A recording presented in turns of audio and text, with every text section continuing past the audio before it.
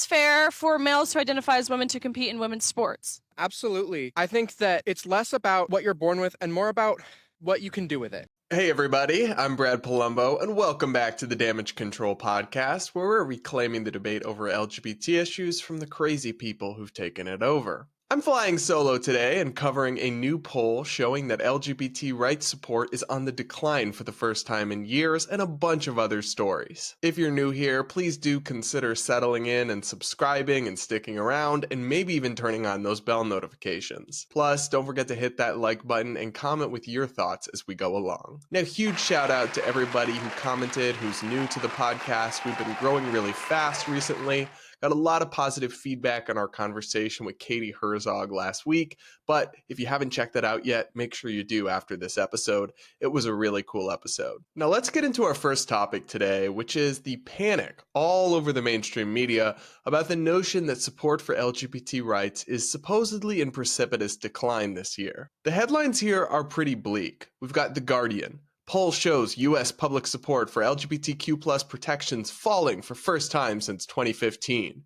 We've got The Hill. Support for same-sex marriage dips for the first time in nearly a decade. We've got Pink News, that radical left-wing outlet. Public support for equal marriage dips in U.S. for the first time in almost a decade. And new studies show support for LGBTQ rights is down. But is all this panic really warranted? We're going to get into it because there's a couple different ways to look at this data, which all comes from someplace called the Public Religion Research Institute, the PRRI, which I've covered in the past, and their latest data shows that support for same-sex marriage dropped 2 points from 69% to 67% from 2022 to 2023. And the last time American support for same-sex marriage dropped in this same survey was all the way back in 2014-2015. The survey also showed support for non-discrimination protections for LGBTQ people falling for the first time since 2018. American support for those protections reached a peak of 80% in 2022, but fell to 76% last year. Like I said, there's a couple ways to look at that, and one is the first way, which many activists online took, which is OMG, look, homophobia and transphobia are skyrocketing across the country, we're backsliding, everything's in jeopardy. But another is, hang on a sec, we've still got 76% public support for anti-discrimination protections and 67% support for same-sex marriage. AKA, it slightly dipped down, probably within the margin of error, but is still really high. All these panicked headlines make it sound like some radical shift is underway, but when you look at these couple of graphs that I'm going to flash on the screen, you see that basically things barely budge. They've gone slightly down this year, but they're still much higher than they were even 5 years ago or 10 years ago. And all things considered, the trajectory hasn't really shifted much on either support for same-sex marriage by party affiliation or support for non-discrimination protections by party affiliation. So it's okay to be concerned about this trajectory. If you're somebody like me who wants to see public support and equality and inclusion for LGBT Americans and all that jazz, it's okay to be concerned that these numbers are ticking down for the first time in some time. But we've really got to not overreact to this kind of thing. And the tone and tenor of the media coverage of it was really, really alarmist and overwrought. That said, I do think we're seeing something of a backsliding in public support for the LGBT community and LGBT rights, even though I think it's accentuated in online discourse and online debates and in the media, and is happening to a much smaller extent in the real world, in the hearts and minds of everyday American people you'd find on the street. But I do think there is something happening, and I think there's two big forces at play. One is that the radical left part of the LGBT community and the activists that represent us really has overplayed their hand. Common sense people see things like trans women who are biological males competing in women's sports, or overseas in many places we have male sex offenders put into women's prisons, and they think it's all lunacy. They think it's insanity, and I don't blame them. Those are insane and unfair practices. They also see a full-throated embrace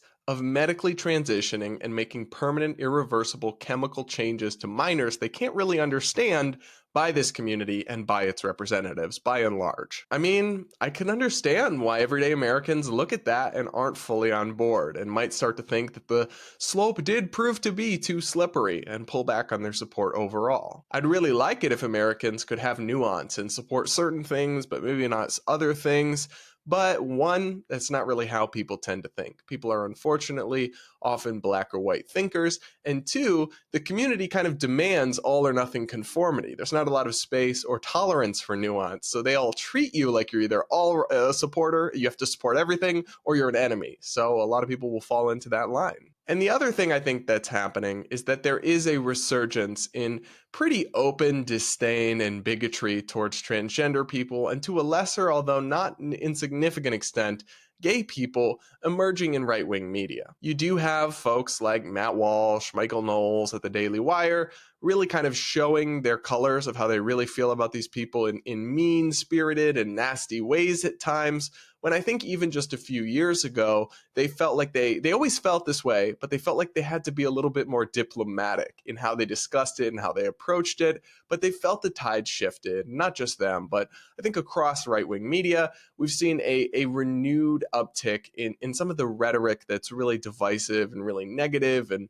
oftentimes mean-spirited and bad faith towards the LGBT community, in part in response to the craziness that we've seen on the far left. All of this taken together is a recipe for more polarization, more radicalization, more division, and yes, declining support in the polls along party lines. That's unfortunate, and while things aren't nearly as bad as some are making them out to be, this is a trend we should want to stop and restore kind of a sane, moderate, common sense approach to these issues that Democrats and Republicans can both support before it gets more out of hand. That's what I'm trying to do here on the Damage Control podcast, and if you're watching, you're probably in support of that. So thank you for being one of the people fighting to restore common sense. Up next, we've got a controversy coming out of Oklahoma as a Republican state senator is under fire for reportedly calling the LGBT community filth. He's standing by his remarks. Here's some local news coverage of what went down. We're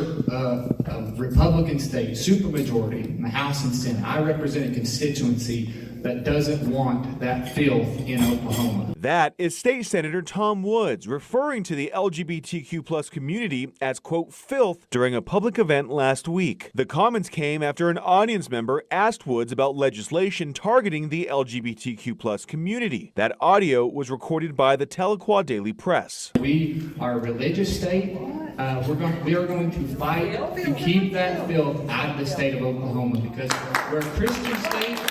We're a moral state. On Monday, Senate Pro Tem Greg Tree called Woods' comments inappropriate and said that he spoke with the state senator. He went on to say, quote, his remarks were not in any way reflective of myself, the Senate Republican caucus, Senate leadership, or the Senate overall. In my opinion, he had a serious lapse of judgment. Meanwhile, other elected Republicans took a much stronger approach, like State Labor Commissioner Leslie Osborne, who said Woods' comments disgusted her. In a statement, she said, quote, a faction emerged within the Republican Party characterized by hate and divisiveness, overshadowing the principles the party once held dear. We should rise above spewing hate and legislating condemnation for every citizen who does not look like us, vote like us, worship like us, or identify or love like us. But Woods says he's not backing down in a statement to KOCO saying, I stand behind what I believe in. The groups and individuals who push gender reassignment on children in our schools or anyone else who is trying to normalize behavior that shouldn't be tolerated is unacceptable in my mind.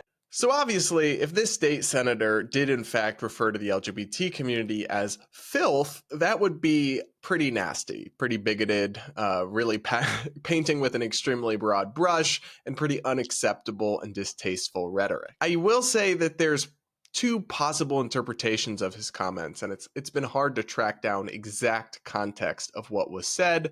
It's possible that he's referring to, the agenda or the things that are trying to be taught in schools, and that he didn't mean to refer to the people, but it's unclear, and that's certainly how his remarks are being interpreted across the board, essentially, even by members of his own party. So in the worst case scenario, he said something really horrible and should be denounced for it. And even in the best case scenario, he's spoken very unclearly and created a controversy by not being careful at all with his words. Either way, it's really not a great look for this senator individually or for Oklahoma Republicans more generally. That said, I will say it's pretty heartening to see so many other Republicans being like, hey, not us, we're not like that, we don't own that, we don't claim that. And it's another sign to me that despite all the rhetoric you hear, it's a lot more complicated than the people that say the GOP is homophobic or whatever. I mean, there's a faction that still is, but there's a huge swath of it that really in this day and age isn't anti-gay at all. I also really take issue with what the senator had to say about Oklahoma being a Christian state, because while it might be true that the majority of Oklahomans are Christians, I'm sure they have a wide variety of beliefs even within that category. And in the United States of America, sir, our government is not supposed to be theocratic, right? We are supposed to have no established church in this country, not a Christian government, but the church and religion and faith and all those matters are left to civic society, and our government is secular and equal and tolerant and open for all. So to whatever extent he means that he wants to have an openly Christian government or a government that is specifically making decisions based on religion, I totally reject that. I view that as fundamentally theocratic, authoritarian, and inconsistent with the spirit of American values. Anyway, you probably saw this story. It was making a lot of headlines. I just wanted to chime in on it briefly because people were using it against the entire Republican Party. And while I think it's certainly some pretty ugly conduct from this senator one way or another, I don't really think that it's broadly representative of most Republicans or where they're at these days. So other than just saying, not cool and kind of condemning it, I don't think there's a huge takeaway because even most other Republicans in this state wanted nothing to do with these comments. So the idea that this is somehow representative of the entire GOP or look, this is Trump's America or any of that nonsense, I'm not really buying it. But let me know what you think in the comments. Hey guys, Brad here. And if you want more Brad, well, we just wrapped recording on another great episode of the Based Politics podcast, which I co-host with Hannah Cox. That's right. This week we're talking about a very dangerous TikTok bill that is rapidly advancing, new evidence that Joe Biden's memory is just as bad as we all thought, and in Colorado, a DNA text cases seem to have been fraudulent. Head over to Based Politics Podcast on YouTube or listen on Apple Podcasts, Spotify, or wherever you listen to podcasts. Up next, we've got a big update down in Florida where Ron DeSantis has reached a big settlement about the details of the Don't Say Gay law, as critics call it, or the Parental Rights and Education bill, as supporters call it, that will actually lay down exactly how this law is going to be implemented in practice. And I actually think the conclusion that's being reached here is pretty reasonable. So the original law, and I'm going to call it Don't Say Gay just because that is what it's known as. I understand that proponents of the legislation hate that name, don't think it's accurate. I totally get it, but that's what it is known as. So please don't interpret that as a value judgment on my part. Anyway, this original law stated that in K through 3rd education, there could be no classroom instruction about sexual orientation or gender identity. The debate over whether this was just common sense or whether this was an attempt to erase people with gay parents or gay teachers from the classroom and silence them really all hinged on what exactly that meant. And the legislation was later further expanded to cover K through 12. But still, one of the objections I did have to this legislation at the beginning was that all along it was incredibly vague. So I never really knew what exactly was allowed and what wasn't allowed. So it was hard for me to definitively support or oppose it.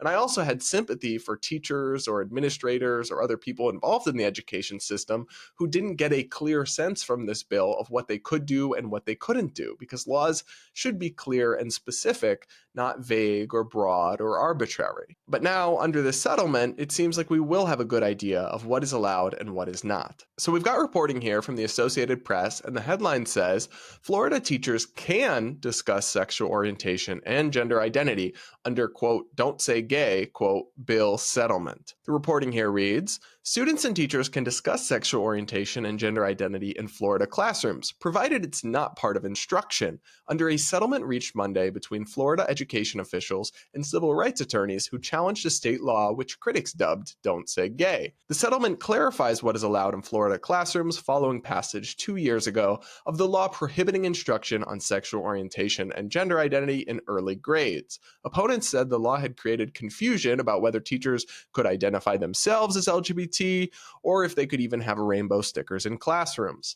Other states use the Florida law as a template to pass prohibitions on classroom instruction on gender identity or sexual orientation. Under the terms of the settlement, the Florida Board of Education will send instructions to every school district saying the Florida law doesn't prohibit discussing LGBT people nor prevent anti-bullying rules on the basis of sexual orientation and gender identity or disallow gay-straight alliance groups. The settlement also spells out that the law is neutral, meaning what applies to LGBTQ people also applies to heterosexual people, and that it doesn't apply to library books not being used for instruction in the classroom. The law also doesn't apply to books with incidental references to LGBT characters or same-sex couples, as they are not instruction on sexual orientation or gender identity any more than a math problem asking students to add bushels of apples is instruction on apple farming. In a statement, Florida Governor Ron DeSantis' office described the deal as a major win, with the law formerly known as the Parental Rights in Education Act remaining intact. We fought hard to ensure this law couldn't be maligned in court, as it was in the public arena by the media and large corporate actors, said Ryan Newman, an attorney for the state of Florida. We are victorious, and Florida's classrooms will remain a safe place under the Parental Rights in Education Act. Given the widespread media coverage and panic and argument and debate that the original law prompted, it's kind of crazy to me how under the radar this settlement has flown. But to me, it seems like we've got the best of both worlds here, that this really is the ideal outcome. I think it is completely commonsensical and understandable that parents don't want their kids getting pronoun lessons in kindergarten or being taught about 57 genders in preschool or in third grade or being told about sapiosexuals and all the different sexual orientations in 5th and 6th grade or any of these things. I think it's more than reasonable to leave those conversations for parents to handle with their kids and for kids to figure out on their own and not be having, government-funded schools teaching kids about sexual orientation or gender identity.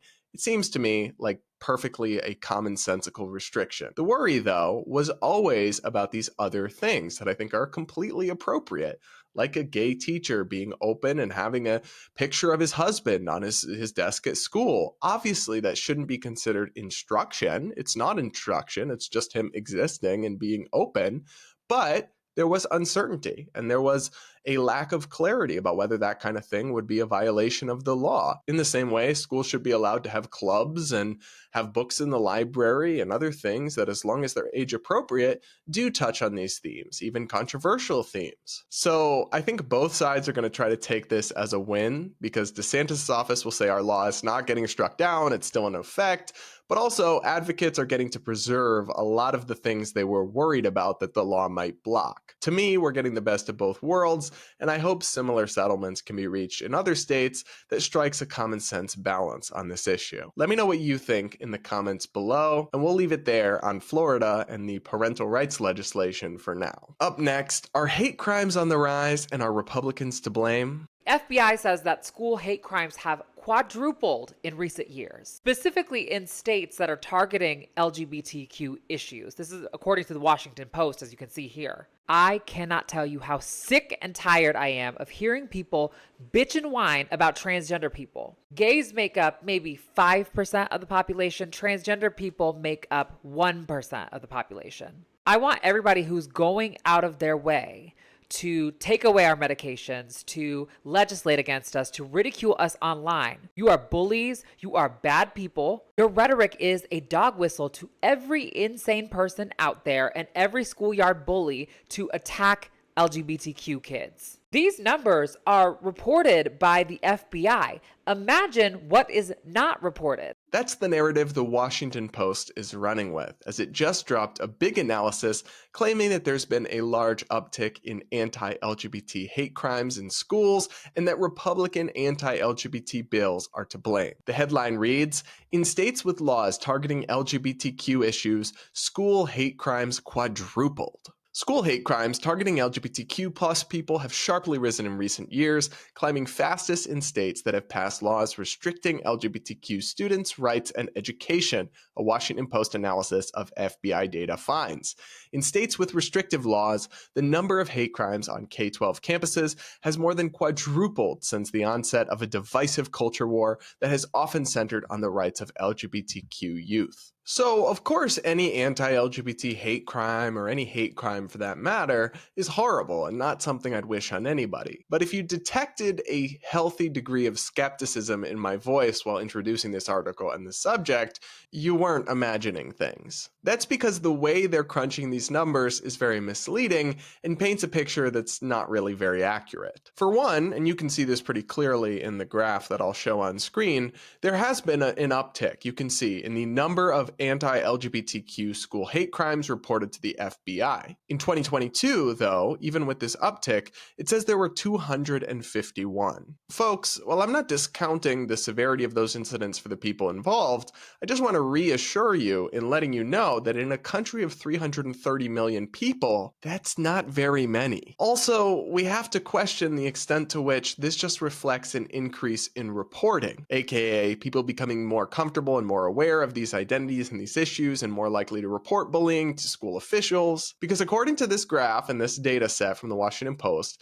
there are more anti-LGBT hate crimes in 2022 in schools than there were in the year 2000. Just think about that logically for a moment. Back in 2000, it was not uncommon for kids to be regularly beat up for being gay or dumped into a dumpster or whatever. I don't think anybody would seriously argue that that kind of thing is more common today than it was in 2000. So either the reporting frequency has gone up or the definition of what falls into this has really broadened and now includes much less severe incidents. Either way, both the absolute number and the context of this make this data a lot less scary or concerning to me than the media depiction would have you think.